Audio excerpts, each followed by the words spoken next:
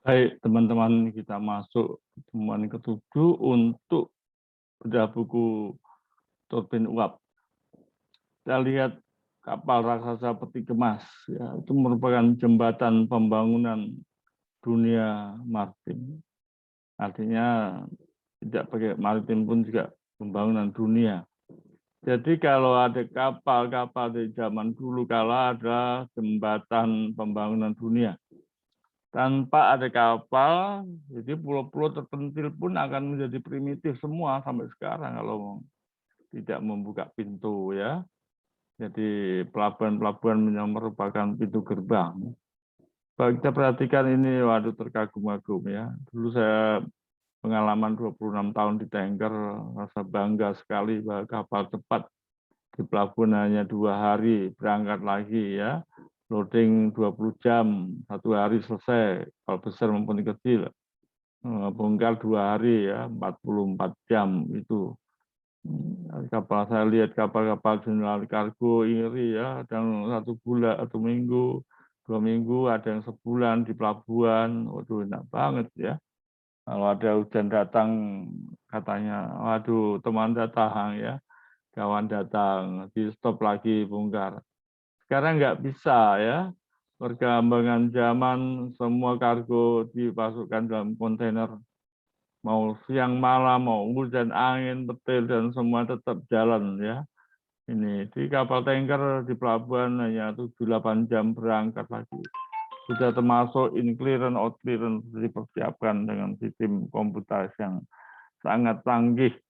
Ya, sampai sekarang terkagum-kagum bagaimana, ya, kapal rupanya di pelabuhan hanya sebentar saja. Kalau tanker di pelabuhan nggak ada yang cepat, Pak, ya.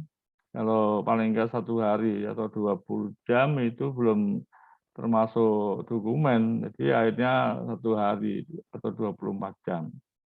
Saya mengenang anak saya yang nomor 4 sebagai sekarang sudah Malim 3, ANT 3, sebagai Malim 1 di satu keruput.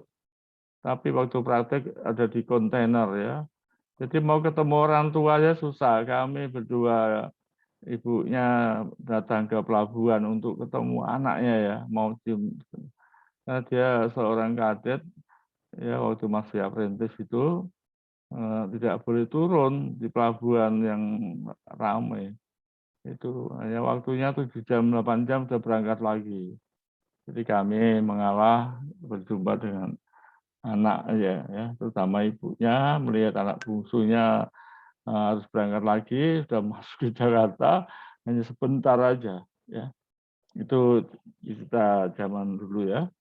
Ya, saya kagum, apalagi kita lihat, mari lihat konten tank peti kemas yang jumlahnya ribuan teus, ya. Ini kapal-kapal yang sangat besar untuk ukuran peti kemas dan melayani teman-teman yang di darat. Jadi kawan-kawan darat supaya sadar betul bahwa semua barang-barang yang kita pakai yang namanya ekspor itu datangnya melalui peranan kapal-kapal peti kemas ini yang sangat tepat di pelabuhan. Bahkan seorang Molim 1 kalau di pelabuhan itu udah nggak berkutik, itu nggak bisa keluar dari kapalnya. Dia mengatur muatan, bongkar dan muat dan seterusnya. Baik, ya, selamat pagi teman-teman. Ya, selintas saya ingin menyampaikan kepada teman-teman yang non pelaut, ya, yang tidak ada background berlayar, supaya memahami dan bukan minta dihormati, supaya memaklumi bahwa peranan perwira laut di kapal-kapal besar itu sangat sangat berat, ya, bertanggung jawab, bahkan waktu pun susah, ya. Seorang Malim 1 itu kalau di pelabuhan itu, baik pelabuhan di mana ada keluarganya, dia nggak mudah untuk meninggalkan kapal peti kemas tersebut. Oke, teman-teman yang seprofesi dimanapun Anda berada, kami bangga, ya, yang di Asia, di Arab, di Afrika, di Australia, Eropa, ya, yang sangat kami banggakan, tidak bisa kami sebutkan satu-satu. Percayalah, profesi Anda sangat membangun dunia, membangun peradaban dunia, membangun perkembangan dunia. ya mulai dari yang kecil-kecil, entah itu sepeda, entah itu apa yang sifatnya impor itu adalah untuk membangun dunia. Dan banyak teman-teman yang di darat yang tidak tahu dari mana datangnya barang-barang itu, ya kami harapkan sudah jangan berpikir tempo dulu ya, yang zaman Pinocchio, laut, hura-hura dan sebagainya, itu 50 tahun yang lalu. Jadi tiap pelabuhan hura-hura, sekarang nggak sempat lagi. Kalau bisa dimanapun berada ya sesuai kontraknya, cepat pulang itu ya. Jadi kontrak zaman dulu 2 tahun itu karena terpaksa nggak bisa pulang dan apa terikat dengan kontrak. Ya, sekarang maksimum 6 bulan kontrak. Jadi harus cuti atau kalau tidak cuti perpanjangan harus ada perjanjian lagi untuk perpanjangan dan diharapkan hanya sekali perpanjangan. Itu pulang kampung dulu ya. Nanti naik lagi boleh, kapal itu lagi nggak apa-apa. Baiklah, selamat pagi teman-teman semuanya. Assalamualaikum warahmatullahi wabarakatuh. Salam sehat sejahtera. Mohon izin saya menyampaikan memperkenalkan diri sebagai Marine Chief Engineer, Marine Spesialis, juga Marine Surveyor dimanapun kita berada ya. Saya juga sebagai dosen ya dari tahun 2001, jadi cukup lama, sudah 20 tahun, dan saat saya tetap menjadi dosen karena tidak ada pensiun. Ya, jadi kita ingin mengabdi seterusnya. Juga sebagai penulis buku ajar ya. Nah, di sini buku-buku ajar bagian ini buku-buku yang saya tulis sendiri ya. Nanti buku manajemen juga akan menyusul, buku SIM kontrol, dan masih banyak lagi buku yang akan kami bedah. Paling enggak ada 10 atau belasan buku-buku. Ini masih tentang perhitungan turbin reaksi Parsons. Nah, di bab 7 ini kita akan mengenal beberapa teori perhitungan dan bentuk-bentuk turbin Parsons. Tentu tidak hanya dipelajari di sini ya. Nah, teman-teman bisa membuka YouTube channel ini berkali-kali ya, tanpa diminta pungutan biaya, tapi kita mohon dukungan untuk subscribe, untuk memberikan tanda like dan share ya. Maksudnya share juga betul di share kepada anak buah kita. Ini memang tidak sempurna ya, buku-buku ini masih banyak. Ini kurang didukung dari berita internet, saya masih baru-barunya. Dan sekarang kalau mau dikembangkan edisi keempat, rencananya ya kasih gambar-gambar yang bagus. Nah, ini selingan gambar-gambar saya ambilkan dari berita terakhir aja. Pengalaman ada 3 perusahaan, yaitu di Pertamina Shipping, ya 26 tahun saya di situ, mulai dari D3 sampai S2.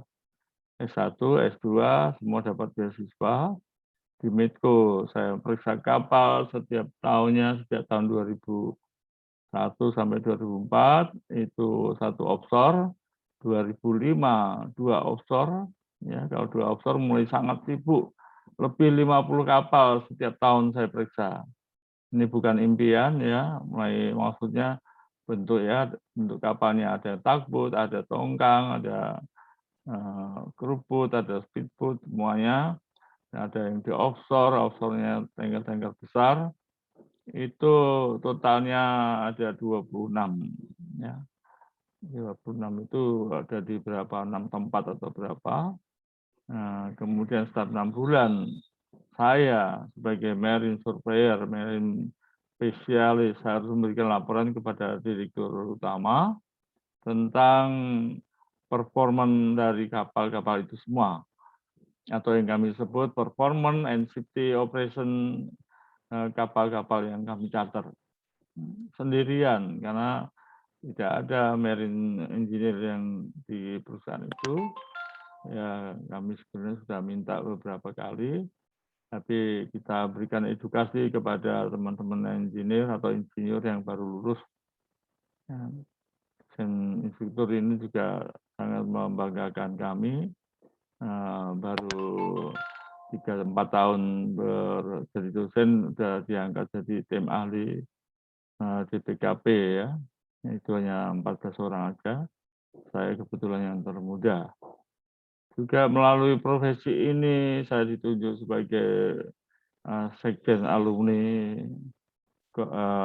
TA ya, Jakarta Angkatan 9 selama 10 tahun. Juga bisa mendapatkan semangat dan mendapatkan rekor muri 3 biji. Tanpa kami harapkan, ya itu datang dengan sendirinya. Ya 3 kali saya beasiswa, juga mendapat 3 kali rekor muri. Mari kita lanjutkan ya, 3 alma mater ini betul bukan lipstick.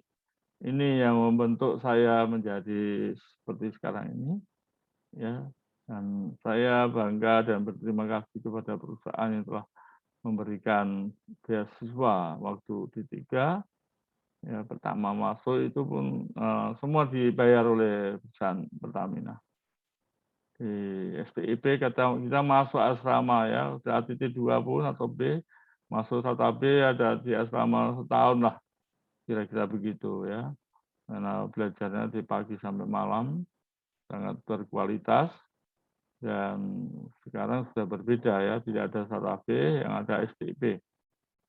Kemudian di masternya kami tahun 97 juga mendapatkan beasiswa ya. Jadi sangat beralasan saya ingin mengabdi kepada profesi kita ini yang digeluti siang dan malam. Baik, yang ketiga adalah tanggung jawab Sabandar. Ya, mohon izin, mohon maaf, mohon dengan hormat ingin memberikan komentar sedikit tentang Sabandar sebagai regulator, ya, wakil dari pemerintah Republik Indonesia, wakil dari bendera kapal. Nah, tapi sepenuhnya mempunyai tanggung jawab pada keselamatan keamanan. Nah, ini yang menjadi keluhan dari bukan semata dari saya saja, dari perwira siswa yang kami jalankan. Bagaimana peranan Sabandar? Ya, apakah Sabandar yang melenceng juga tidak pernah hukum? Ya, Sabandar punya tanggung jawab antara lain harus mematuhi regulasi IMO. Ya, ini harus ya, harus menjaga kondisi keseluruhan kapal. Karena beliau yang waktu in clearance, setiap kapal masuk langsung diperiksa semua dokumen dan keadaan sebenarnya di buku jurnal juga diperiksa. Tentu ada bagian-bagiannya stafnya yang periksa. Kalau ada kelainan sedikit ya, nah, kembali langsung on the spot periksa di kapal. Harus menjaga peralatan keselamatan kapal. Ya harus juga ya. Siapa lagi? Karena Bapak Sabandar dan stafnya atau yang berada di kantor otoritas pelabuhan itu memeriksa kapal ya. Walaupun maaf beliau bukan orang kapal, tapi itu kan kerjaan tiap hari. Ya, peralatannya bisa dipelajari. Jangan biarkan periksa tidak sampai kecolongan dan berakibat kebakaran. Ketika dipakai alat kebakarannya nggak bisa berfungsi. Nah, ini juga penyimpangan dari pemeriksaan yang tidak profesional ya. Menegakkan regulasi pemerintah bendera kapal. Ya, ini menegakkan bendera NKRI. Jadi, kalau perlu pemilik kapal ditegur habis-habisan kalau ada kondisi kapal yang tidak layak. Dan nakoda sebagai wakil kru semua itu juga boleh ditegur. Tapi kan kru nakoda dan kru itu ada keterbatasan. Ya, dia mengoperasikan bukan membeli sesuatu barang. Jadi kami harapkan pertolongan dari atau peranan dari Sabandar untuk membantu kami kru kapal supaya berbicaralah dengan pemilik kapal ya. Terutama tentang peralatan keselamatan kapal yang atas laporan dari nakoda atau kru kapal atau melihat sendiri ya, karena pemeriksa itu profesional bukan menunggu berita dari nakoda dan jajarannya, enggak, periksa semua. Kalau perlu kumpulin tuh pemadam kebakaran semuanya, yang ada di kapal ya. Kita lihat benar-benar ternyata ada yang bohong-bohongan. Nah, itu siapa ini yang mengisi perusahaan yang di darat? Ya bukan di kapal, yang di darat itu. Tegur kalau perlu ya tidak dipakai lagi. Periksa coba ya mesin Scotty itu bisa naik turun apa enggak, di tes bagus apa enggak. Nah, ini keselamatan semua. Jadi ketika pertolongan terakhirnya Scotty nggak bisa turun banyak di mana-mana kapal. Ini saya anggap pertanggung jawabnya bandar juga ada ya. Nah, di kapal itu sudah disibukkan untuk latihan naik turun Scotty itu ya banyaklah alasannya. Memang itu tanggung jawab nakoda ya, tapi peranan yang meriksa itu adalah beliau-beliau yang namanya sah bandar ya, atau kepala pelabuhan. Itu. Kemudian periksa itu ada keistimewaan, bisa nggak meriksa life raft yang ternyata hanya sampel yang diganti aja, bukan isinya diganti. Periksa lagi semua. Pemadam kebakaran, pompa emergensinya coba ya tes. Nggak sampai perlu waktu lama-lama. Kalau recordnya sudah bagus ya tidak harus semuanya diperiksa ya.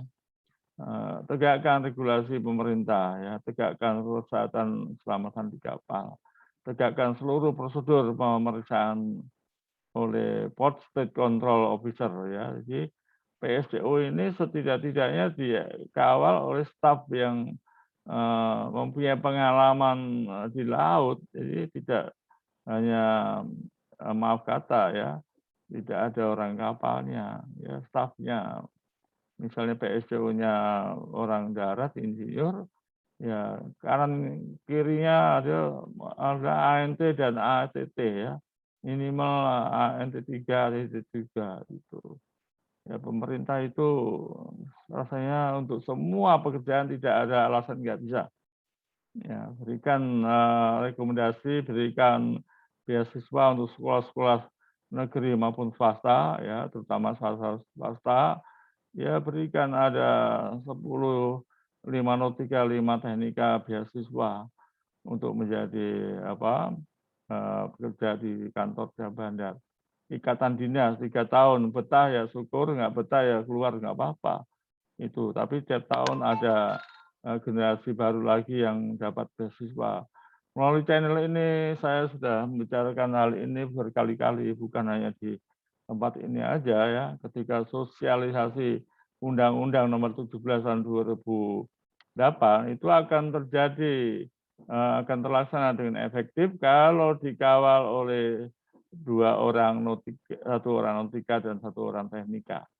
Ya, minim kelas 4. Jadi itu pelabuhan yang kecil. Sekecil apapun kalau ada sabandarnya, itu harus ada ANT 4, ATT 4. Itu minimum. Kalau 5 kan belum, karena dari dari anak buah, dari oiler, dari pengemudi ya. Dari 4 itu mereka sudah punya pengalaman. Jadi inilah himbauan kami mewakili teman-teman suara di perwira siswa ya. Mohon dengan hormat Bapak Sabandar bisa meneruskan ke atas, ke pemerintah, ke perhubungan, supaya diadakan beasiswa untuk seluruh anak-anak bangsa, ya, terutama sekolah-sekolah swasta.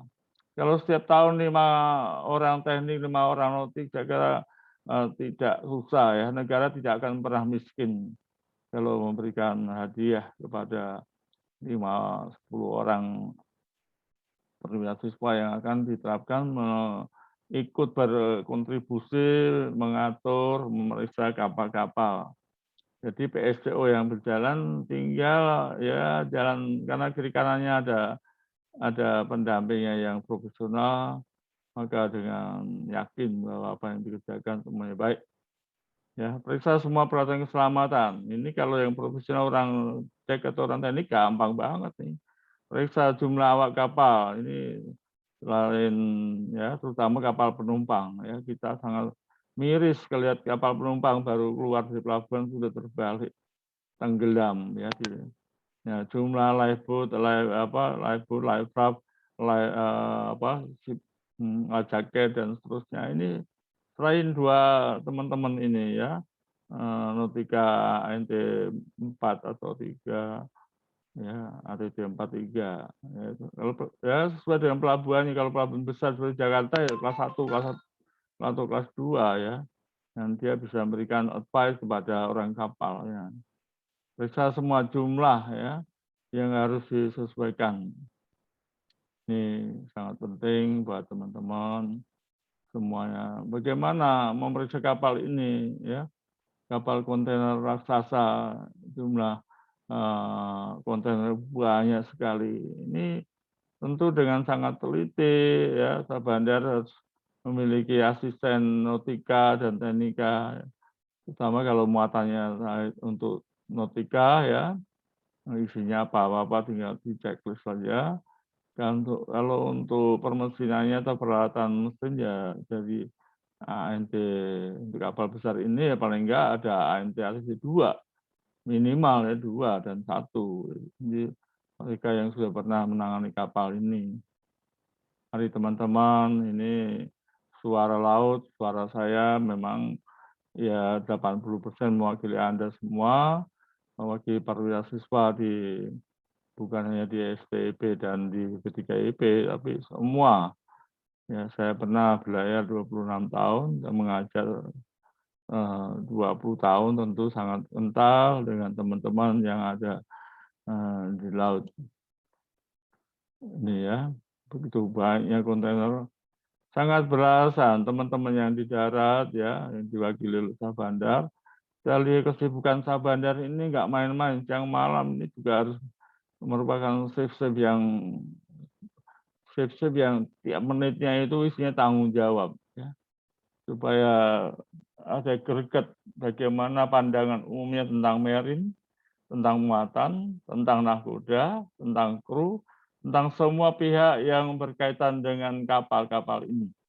Supaya jangan terjadi ya hal yang tidak diharapkan. Belum ini kalau melawan typhoon ya, melawan ombak besar yang sampai kecepatannya lebih dari 70 km per jam ya.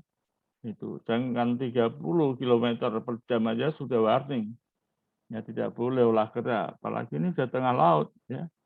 Jadi tolong buat teman-teman mulailah kepedulian yang digembar-gemborkan ya, tol maritim atau tol bahari atau kita negara bahari, bukan negara semata negara kepulauan atau negara nelayan.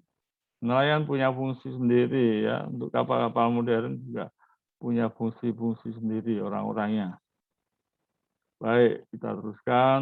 Ini sudah berkali-kali ya, kapal ini ya saya sampaikan minimum dioperasikan 25 tahun dalam kondisi minim 75%, dan disitulah kapal itu bisa terlihat peranan pemilik kapal, peranan biro klasifikasi, peranan siap bandar, peranan penyewa kapal, peranan kru kapal luar biasa ya. Jangan biarkan terjadi kecelakaan yang bertambah-tambah. Kita jamin keselamatan dan keamanan. Baik, ini sekali lagi turbin dan ketel uap tidak bisa dipisahkan. Kita akan melihat perhitungan kecepatan secara mutlak atau C1 ya, itu dan seterusnya.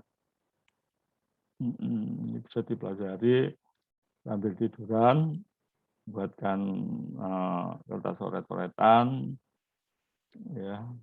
Nah, tentu Anda semua bisa melihat bagaimana peranan sudut jalan bentuknya asimetris. Ini miliknya kapal miliknya turbin Parson dan turbin lainnya, ya, turbin asimetris lainnya. Ya. Dalam ujian untuk ATT 3 memang harus digambarkan. Karena gambarnya sudah dibuat rumusannya, kayak aksi turbin Parson. Terus ini sketch saya ya, untuk mempermudah pemahaman saja ya. Kalau lihat turbinnya asli juga agak bingung. Ini jadi diameter dari rotornya ini sangat penting, dan terakhir di depannya ada torak buta yang membuat balancing antara gaya aksial turbin Parsons. Nah, ini torak buta ini seperti ini juga ya. Jadi uap bekasnya dari turbin yang paling akhir kemudian dilarikan ke sini ke torak buta sehingga terjadi balance ya. Supaya gaya aksial itu tidak langsung lari ke searah aja, tetapi bisa dibalancing. Ini rotor, moving blade ya. Ini sekali lagi peranan-peranan para engineer penting. Oleh karena itu, turbin Parsons juga sangat terkenal sebagai turbin uap reaksi. Ya. Gaya yang bekerja mendorong torak buta diambil dari tekanan uap bekas yang kembali sebagian ke bagian belakang torak buta dan sebagian lagi menuju kondensor. Wow, kalau ikut rumusnya tidak sulit. Kalau sudah dipahami semua kode-kode. Ini keterangan gambar ya. Baik, latihan tugas sebaiknya dikerjakan oleh teman-teman yang ingin berdalam supaya penyegaran apa yang sudah kita pelajari bisa kembali kepada otak kita. Cukup sekali aja. Turbin Parsons merupakan pengembangan turbin uap yang dapat menghasilkan tenaga yang sangat besar apabila dibandingkan dengan turbin uap lainnya. Keistimewaannya turbin uap Parsons adalah satu, memiliki sudut-sudutnya asimetris dengan sudut turbin uap lainnya simetris. Begitu lihat ada sudutnya asimetris, udah Parsons itu ya. Memiliki torak buta yang berfungsi sebagai penyeimbang gaya aksi dan reaksi, dan yang tidak dimiliki oleh semua turbin uap lainnya. Dua karakteristik ini miliknya Parsons. Saya ingin mengajak kata Benjamin Disraeli 1804-1881 ya, 200 tahun yang lalu, mengakui kesalahan adalah hal penting, hal paling sulit di dunia ya, mengakui kesalahan, dan tak sesuatu pun membantu memecahkan situasi ini kecuali pengakuannya yang jujur. Seperti halnya saya sih, kalau orang nggak ngerti turbin Parsons ya harus belajar. Kalau mengerti tapi sudah lupa ya harus belajar. Kalau turbin Parsons memang kita bekerja di perusahaan itu ada turbin Parsons ya belajar lagi. Jadi penting kita mengakui kesalahan, kekurangan, dan seterusnya. Mikir lagi ya. Sebagai pemain catur dulu masih muda dan juga berkali-kali dapat penghargaan, tentu senang mikir. Baiklah, bila Anda berkenan dengan pembahasan modul 7 ini, ya, sebelum kita masuk 8, jangan lupa tombol subscribe dan tanda like. Bila ingin berbagi kepada teman-teman, tolong di-share ya. Ajaklah edukasi kepada teman anak buah Anda dan berikut grupnya ya. Dan berarti Anda sudah beramal ibadah kepada mereka, sudah memberikan edukasi walaupun melalui channel YouTube ini. Sekali lagi, saya akan berjumpa lagi di modul ke-8. Salam sehat semangat, sukses selalu untuk Anda. Wassalamu warahmatullahi wabarakatuh. Terima kasih.